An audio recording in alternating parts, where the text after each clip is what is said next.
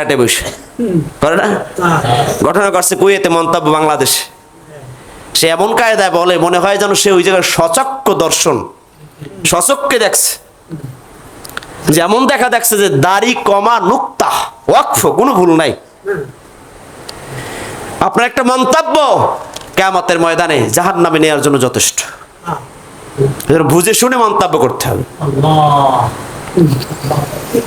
পয়গম্বর সুলাইমান বলে, ও হুদুদ, তুমি আমার তথ্যমন্ত্রী, বিশ্বস্ত কর্মী, আমার একান্ত আপন, তবে তোমার কথা শুনে আমি মন্তব্য করতে পারবো না। আমি বিচার বিশ্লেষণ করব, তারপরে রায় দিব, তারপরে কি করা যায়। পয়গম্বর সুলাইমান বিচার বিশ্লেষণ করার পরে হুদুদকে বার ডেকে বলে, ইযহাব বিকিতাবি হাযা ফাআলকি ইলাইহিম সুম্মা তাওয়াল্লাউ আনহুম ফানজুর মাযা ইয়ারজিউন। পড়ুন আল্লাহু আকবার। হুদুদ বলে, ও সুলাইমান, আমার কথা সত্য। সুলাইমান বলে, হুদুদ রে, এই নাও, এই একটা কিতাব লিখে দিলাম, একটা চিঠি লিখে দিলাম, চিরকুট লিখে দিলাম, মেসেজ দিয়ে দিলাম, বার্তা দিয়ে দিলাম, যাও এই বার্তাটা গিয়া রানী বিলকিসের কাছে দিয়ে আসো। আল্লাহু আকবার। ও হুদুদ রে, এই চিঠিটা নিয়ে, চিরকুটটা নিয়ে রানী বিলকিসের কাছে দাও। রানী বিলকিসের কাছে দিবা। কেমন কায়দায়?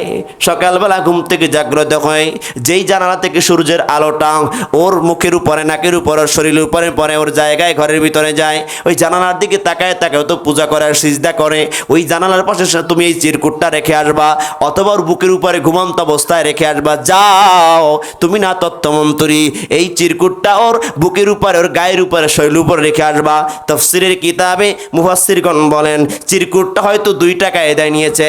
একটা হলো ডানায় বাজায়া বাজায়া, আর না হয় ওই চিরকুটটা মুখে কামড় দিয়ে আটকায়া হুদুদ পাখি রানী বিলকিসের বুকের উপরে গিয়ে রেখে আসছেন। ঘুম ভেঙে রানী বিলকিস তাকায় দেখে চিরকুট।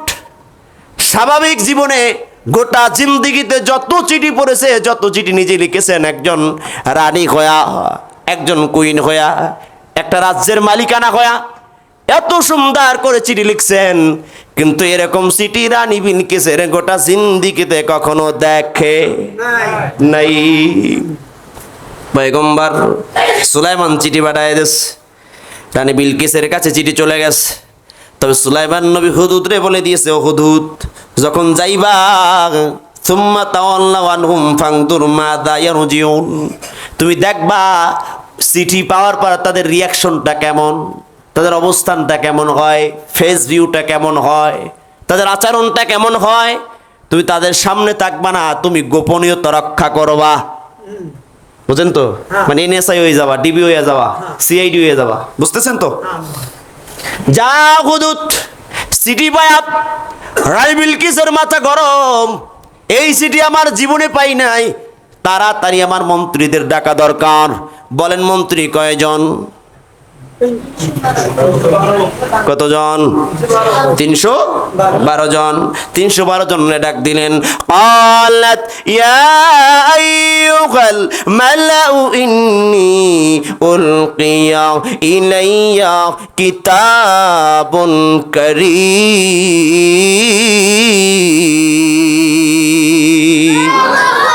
হে মন্ত্রী পরিষদ বর্গগণ, হে পরিষদ বর্গগণ, হে সভাসদ বর্গগণ, আমি রানী বিলকিস তোমাদের ডাকলাম, আসো আসো আসো। আমার কাছে একটা চিরকুট এসেছে, আমার কাছে একটা চিঠি এসেছে, আমার কাছে একটা মেসেজ এসেছে, আমার কাছে একটা বার্তা এসেছে।